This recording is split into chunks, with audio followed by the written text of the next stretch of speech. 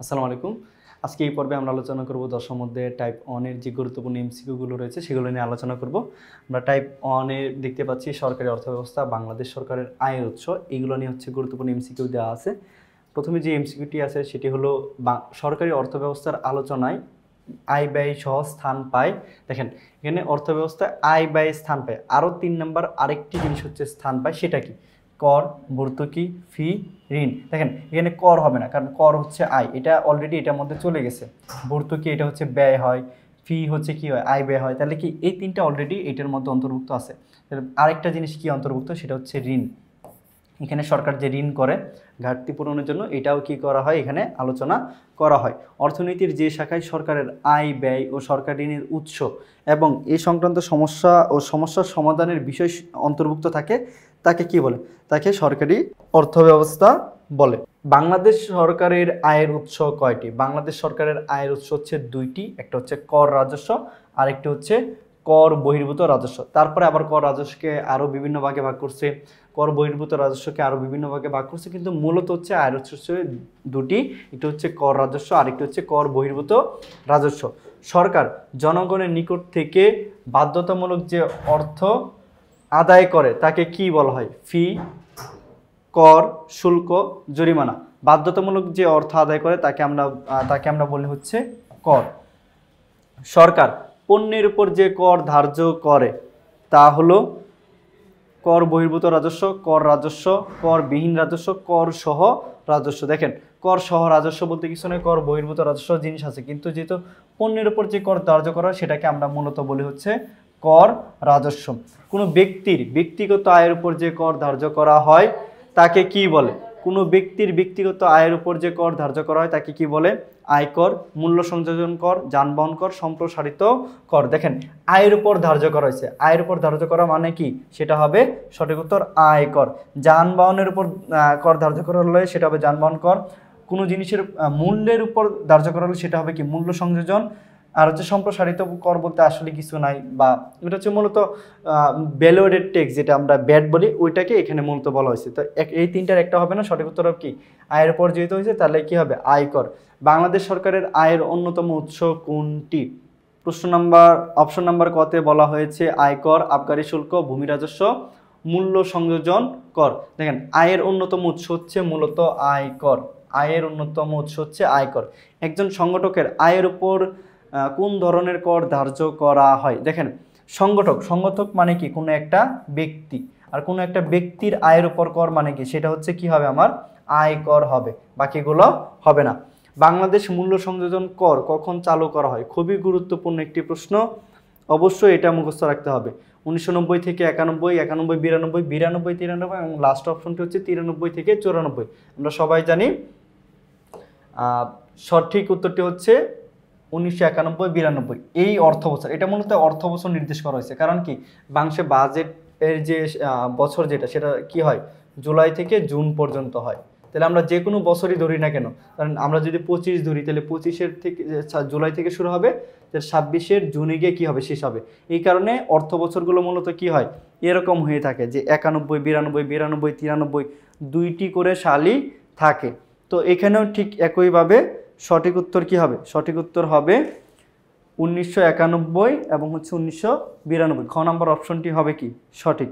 পর হচ্ছে উৎপাদনের বিভিন্ন স্তরে সরকার একটি নির্দিষ্ট হারে যে কর আরোপ করে তা নিচের কোনটি? দেখেন উৎপাদনের বিভিন্ন স্তর মানে কি? স্তরে স্তরে কি হয়? এই করটা ধার্য করা হয়।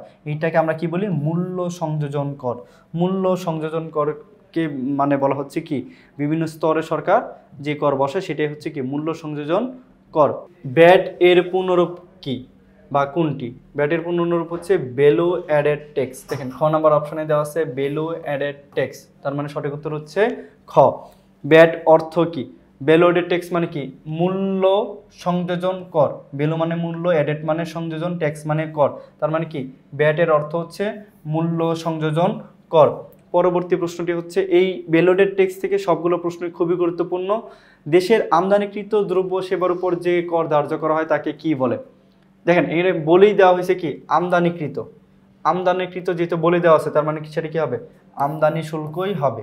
ব্যাট হবে না, ব্যাট হচ্ছে মূল্যর উপর যেটা যুক্ত করা হয়, আয়কর হচ্ছে আয়ের উপর, আবগারি হচ্ছে যেগুলো দেশি যে পণ্যগুলো থাকে সেগুলোকে বলা হয় আবগারি শুল্ক। তার মানে আমরা জানলাম দেশের আমদানিকৃত দ্রব্য সেবার উপর যে কর ধার্য করা হয় তাকে বলা হয় হচ্ছে মূলত আমদানি শুল্ক। আবগারি শুল্ক কিসের উপর ধার্য করা হয়? দেখেন, বাণিজ্য আয়ের উপর, দেশের অভ্যন্তরে। বাণিজ্য আয় মূলত হচ্ছে যে আমদানি শুল্ক দেশের অভ্যন্তরে উৎপাদিত দ্রব্যের উপর, আমদানি দ্রব্যের উপর, রপ্তানি দ্রব্যের উপর।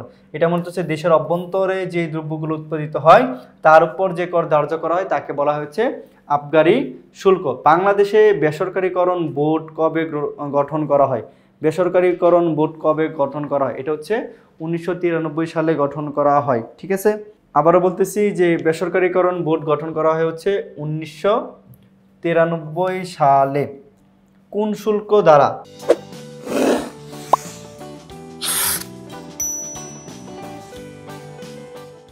ক্ষতিকর দ্রব্যের ভোগ হ্রাস করা হয়। দেখেন, আবগারি শুল্ক দ্বারা হচ্ছে মূলত দেশের অভ্যন্তরে যে সমস্ত দ্রব্য উৎপাদিত হয় সেগুলোর কর ধার্য করা হয়। এটার আরেকটা উদ্দেশ্য হচ্ছে কি, ক্ষতিকর দ্রব্যের ভোগ হ্রাস করা। তার মানে কি, যে সমস্ত দ্রব্য আপনি ভোগ করলে আপনার ক্ষতির সম্মুখীন হতে পারে, পরিবেশ বা আপনার ব্যক্তির ক্ষতি হতে পারে, তো এইগুলোর উপরে মূলত কি করা হয়? আবগারি শুল্ক ধার্য করা হয়। রাজস্ব সংগ্রহ ছাড়া আবগারি শুল্কের আরেকটা কাজ কি? এটা খুবই গুরুত্বপূর্ণ একটা প্রশ্ন, এটা অবশ্যই আপনারা কি করবেন, ভালো করে এটা মনে রাখবেন। ভ্যালু-এডেড ট্যাক্সের সাথে এটা ক্ষতিকর দ্রব্যের ভোগ হ্রাস করার জন্য কি করা হয়? এই আবগারি শুল্ক ধার্য করা হয়। তারপর হচ্ছে এক্সাইজ ডিউটিস কি? এটা হচ্ছে আবগারি শুল্কের ইংরেজি শব্দ। ঠিক আছে, তার মানে সঠিক উত্তর কি হবে? আবগারি শুল্ক। দেশের অভ্যন্তরে উৎপাদিত ও ব্যবহৃত দ্রব্যের উপর যে কর ধার্য করা হয় তাকে কি বলে? দেখেন, দেশের অভ্যন্তরে যে সমস্ত দ্রব্যই উৎপাদিত হোক না কেন তার উপর যে কর ধার্য করা হবে সেটাকে আমরা বলি হচ্ছে আবগারি শুল্ক। বাংলাদেশে কোন দ্রব্যের উপর আবগারি শুল্ক ধার্য করা হয়? দেখেন, চা বাংলাদেশে হয়, এটা কি হবে? আবগারি শুল্ক হবে। তামাক, এটাও হবে। সিগারেট, এটাও হবে। তার মানে সঠিক উত্তর কি হবে? শেষের অপশনে দেওয়া আছে সবগুলো। প্রথম অপশন দেখে আবার যে এমনি ভরাট করে ফেলেন না, ঠিক আছে?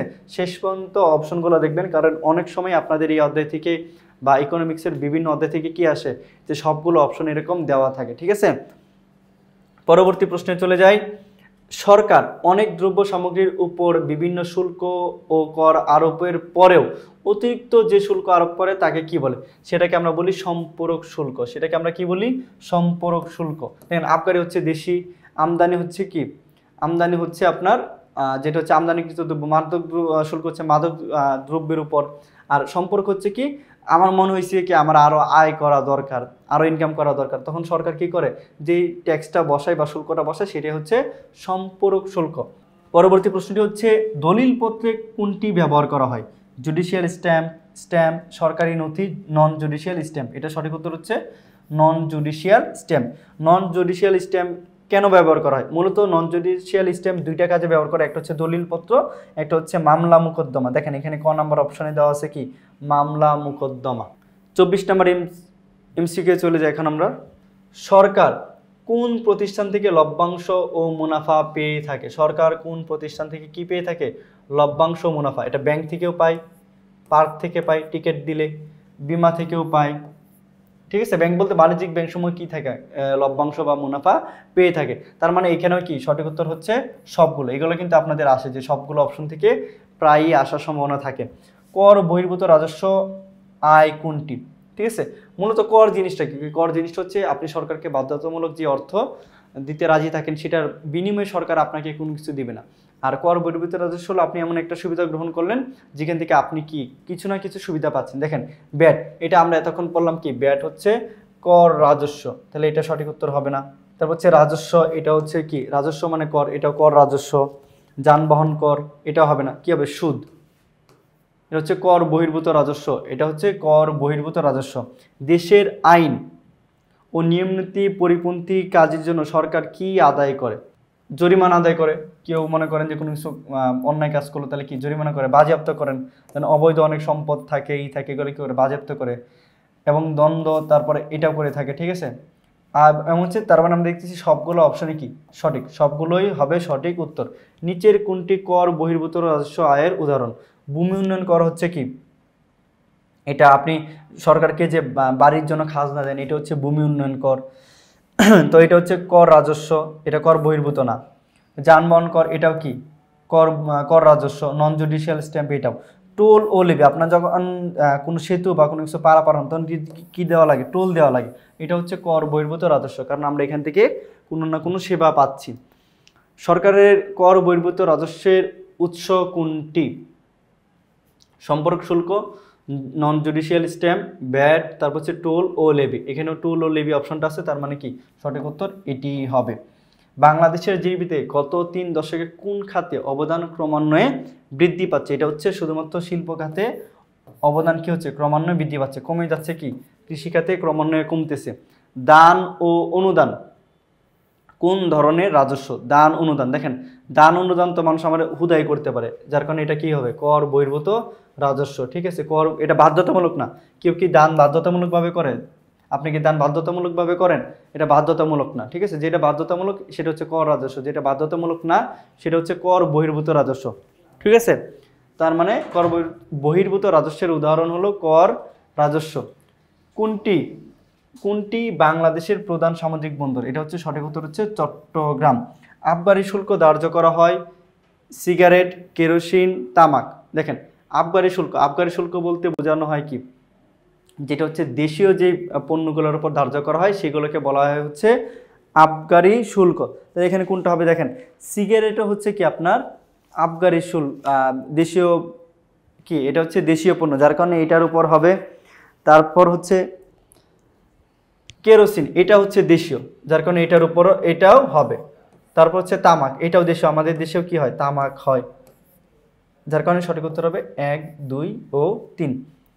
তারপর হচ্ছে বাংলাদেশ কোনটির উপরে আবগারি শুল্ক ধার্য করা হয়? দেখেন চা বাংলাদেশি পণ্য, চিনি বাংলাদেশি পণ্য, পেট্রোল কি আমরা আমদানি করি, যার কারণে পেট্রোলটা হবে না, পেট্রোল হবে না, যার কারণে সঠিক উত্তর আমরা দেখতে পাচ্ছি এখানে 1 ও 2। সরকারকে আয়ের উৎস হতে যথেষ্ট আয় না হলে কিসের উপর নির্ভর করতে হয়? এটা হচ্ছে বিদেশি ঋণের উপরও নির্ভর করতে হয়, বিদেশি সাহায্যের উপরও, বিদেশি দানের উপরও। তার মানে হচ্ছে কি 3টাই হচ্ছে সঠিক উত্তর হবে। সঠিক উত্তর তাহলে কি আমরা 1, 2 ও 3 হচ্ছে সঠিক উত্তর এখানে 1, 2 ও 3। বাংলাদেশ সরকারের আয়ের উৎসসমূহ হলো জনস্বাস্থ্য, মূল্য সংযোজন কর, প্রশাসনিক ফি। এই 3 জায়গা থেকেই আয় করে। মূল্য সংযোজন কর, প্রশাসনিক ফি, 3 জায়গা থেকে কি করে বাংলাদেশ সরকার আয় করে।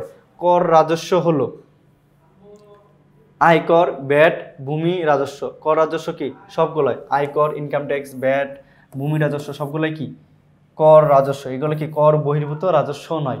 ঠিক আছে, তো এই ছিল আমাদের এই অধ্যায় থেকে টাইপ 1 এর গুরুত্বপূর্ণ এমসিকিউ সমূহ। দেখা হচ্ছে পরবর্তীতে নতুন কোনো গুরুত্বপূর্ণ এমসিকিউ নিয়ে। ততক্ষণ পর্যন্ত ভালো থাকুন, সুস্থ থাকুন। আল্লাহ হাফেজ, আসসালামু আলাইকুম।